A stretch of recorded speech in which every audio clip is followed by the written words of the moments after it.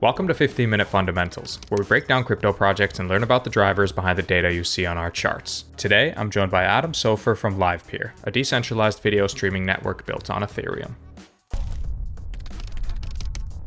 Hey Adam, welcome to 15-Minute Fundamentals. It's great to have you on. Thank you. Great to be with you. Been looking forward to this one as a video enthusiast myself. Before we dive in though, would be great if you can give a quick intro to Livepeer. Sure thing. So Livepeer, for those who don't know, is an open video protocol for developers who want to add live or on-demand video streaming experiences to their application. The project's been around since 2017, launched on Ethereum mainnet in May of 2018. And earlier this year, actually, February, the network migrated to Arbitrum, a layer 2, to increase scale and reduce transaction costs for the network participants. And currently, as of today, the network processes about 10 million minutes of video each month and has processed more than 150 million minutes since mainnet launch.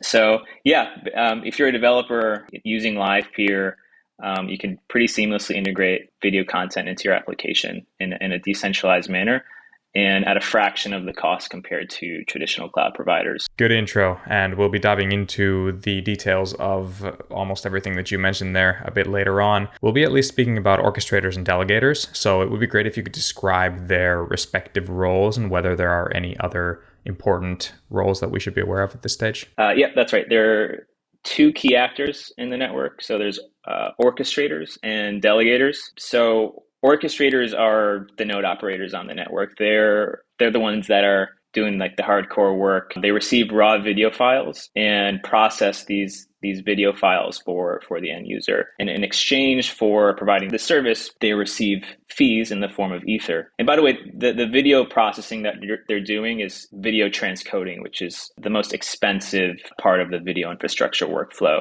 So in order to actually do this work on the network, in order to have the right to do this work on the network, as an orchestrator, you have to stake LPT to receive this video processing work. And if an orchestrator deliberately harms the network through inaccurate work, then their LPT can be reduced to ensure quality processing. And side note, and this is really cool, it turns out that the crypto GPU miners are actually great orchestrators because the GPUs that they have are mining cryptos like Ether. They also happen to have these little video encoding chips on them, and they sit there doing absolutely nothing. And Livepeer actually lets them use these chips to encode video without disrupting their mining. Just a cool side note, it's how we're able to bootstrap the supply side with so much GPU hardware, which is really cool. So that's the orchestrator role. The other role is the delegator role. So delegators delegate their Livepeer tokens. They're staked to an orchestrator. And in return, delegators receive a share of the video processing fees, as well as the Livepeer token inflationary rewards they earn. So I like to think of stake on the Livepeer network kind of like a magnet, and it attracts video. So the more stake you have, the more video that gets routed your way that you can process in exchange for fees. And so it's really valuable for orchestrators to accumulate stake. And so as a delegator, you're basically like growing their magnet by delegating with an orchestrator. And in exchange for this delegation, they give you a cut of the fees that they're earning and the rewards that they're earning because you're doing them a favor. So those are the two roles. There is like another role, which is simply the developer, right? So they're all doing this in service of the developer, right? So the developer is the one that's actually using the network and sending the video streams and paying the node operators. And when speaking about paying node operators and how the fees are distributed between orchestrators and delegators, I think now would be a good stage if you could kind of walk us through the whole Livepeer economic model of who pays the fees, who earns them, and for what actions, and how are they kind of split between the supply side participants and the protocol? Sure, great question. So being nearly 6 years old, Livepeer actually pioneered what's known as the work token model. So Livepeer node operators stake Livepeer token to the network in order to secure video processing work. And in addition to the fees that are being paid in Ether from these video applications that use this service, these node operators also earn inflationary Livepeer token rewards from the protocol. And this happens every round, which is about a day. New Livepeer token is introduced into the protocol. And so the economic incentives on the network are designed to encourage participation, long-term alignment,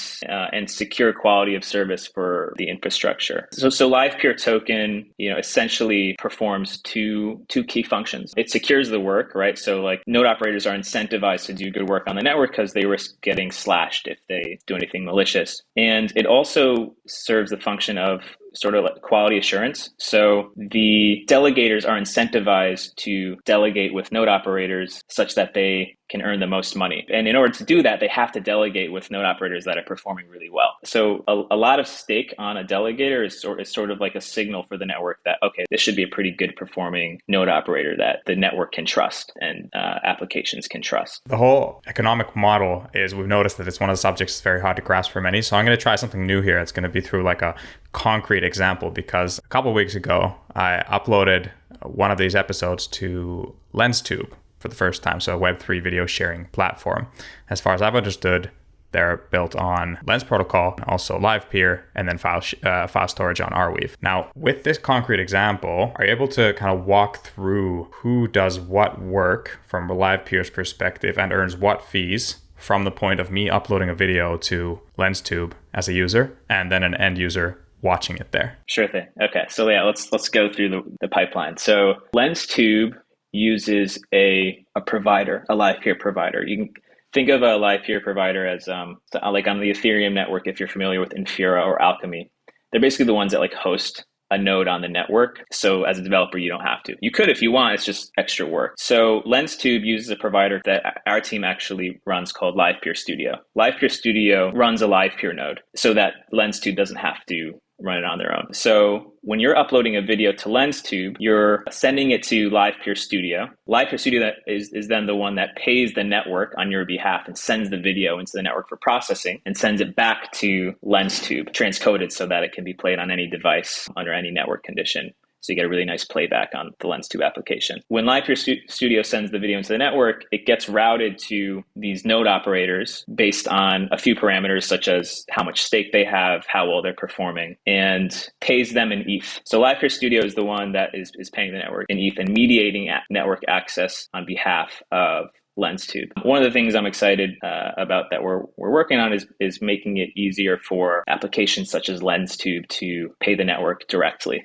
Host their own gateway node if they want, or continue to use Livepeer Studio, but have Livepeer Studio facilitate the payment directly for them. I like that concrete example. I think that really makes it easier to understand for many people. And if I pull up the token terminal dashboard here, we can see the fees earned by orchestrators, which you were talking about there as supply side revenue. In total, the orchestrators are earning anywhere between $500 to $1,000 per day. And if we look at the total amount of transcoding fees paid, so your total revenue, we can see that the protocol also takes a cut of that, which averages out to be somewhere around 30 to 40%. Now, you mentioned a bit earlier on that you migrated to Arbitrum earlier this year. What were the effects of this migration, I guess, from both a product and user activity perspective? Before we migrated to Arbitrum, one of the big pain points was that node operators had to pay these exorbitant fees on Ethereum in order to claim their inflationary token every day, and in order to claim the ETH that they earned doing the work. And oftentimes it didn't make economic sense to submit these transactions because the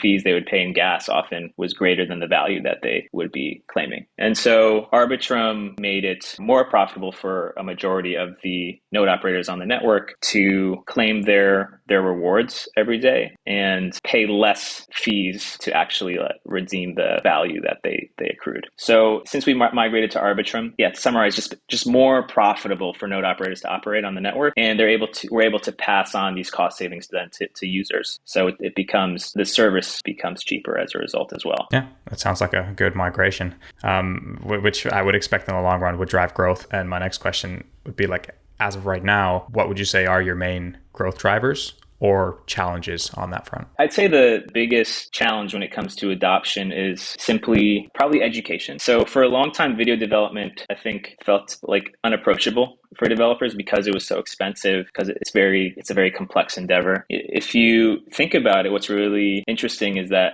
all the applications that you probably use that have some sort of live or on-demand video functionality, typically owned by a FANG company, right? Twitch, owned by Amazon, YouTube, owned by Google, Instagram Live, owned by Meta. The reason is because they're typically the only ones that can afford the infrastructure to stand up these applications. Oftentimes you'll see startups that attempt to add some sort of video functionality to their app, and they might be really successful. Like maybe, they might start seeing like a lot of user growth, and then they get footed with the bill at the end of the month, and they have to shut down the operations because they can't afford the bill because they didn't have the business model to support that growth. So for those reasons, I think a lot of developers just aren't really aware they can today build these experiences at cost and at scale using Livepeer. So a lot of the challenge right now is just educating developers and also just improving the developer experience.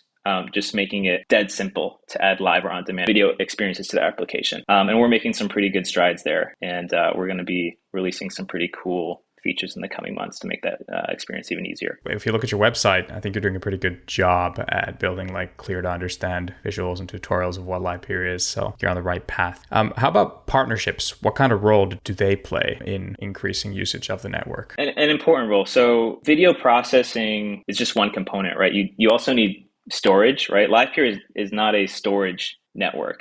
So we have partnerships with other protocols that complement the Livepeer protocol. So if you're a developer, you want to build a decentralized application, you're most likely going to want to pair Livepeer with a file storage protocol like Arweave or Filecoin. Maybe an indexing protocol like the Graph. So we work pretty closely with those core teams and partner on initiatives. And I'd like to think of Livepeer as sort of like this caching layer on top of these storage protocols. You can upload a video directly to Arweave or IPFS, but you're not going to get a good playback experience if you don't process that video beforehand and have it available for delivery all over the world, right? So if you upload your video via Livepeer, which uses decentralized storage underneath the hood, you're guaranteeing your users a much better experience when it comes to playback. Now, when comparing to kind of the centralized alternatives available right now, you've mentioned cost efficiency a few times as a pro for this peer-to-peer model. What else makes the peer-to-peer infrastructure for video streaming better than the current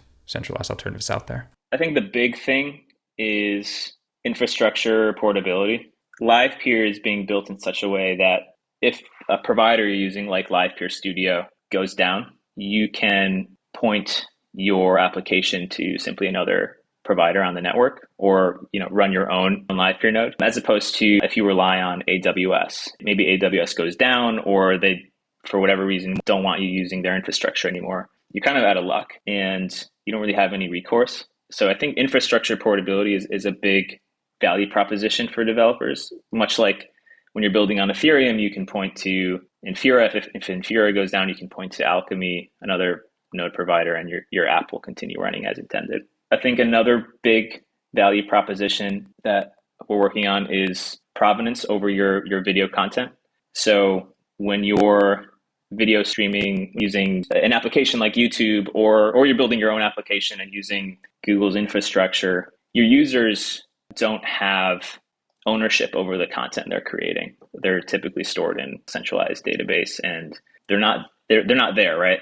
They don't own them. So I think that's a big value proposition of Web3 in general, but it's something we're enabling at Livepeer for video content. What's next on Livepeer's roadmap? So if you could shed some light on your kind of long-term plans. So about a year ago, we acquired a company called DDV Tech, who created, in my opinion, the world's best media server. And we've basically turned it into a Livepeer node. So Livepeer now has like a lot of really great new capabilities especially when it comes to on-demand features. And so we're rolling that out this month. So if you're a developer and you want to create a Netflix or YouTube alternative, you can do that today built using Livepeer, but it's going to be even more powerful moving forward. I'm really excited about some of the developer experience improvements we're making. So we just released a new JavaScript SDK that makes it dead simple to add live and on-demand video to your application. You can check out livepeerjs.org, and it's akin to like what Ethers.js or Web3.js is to the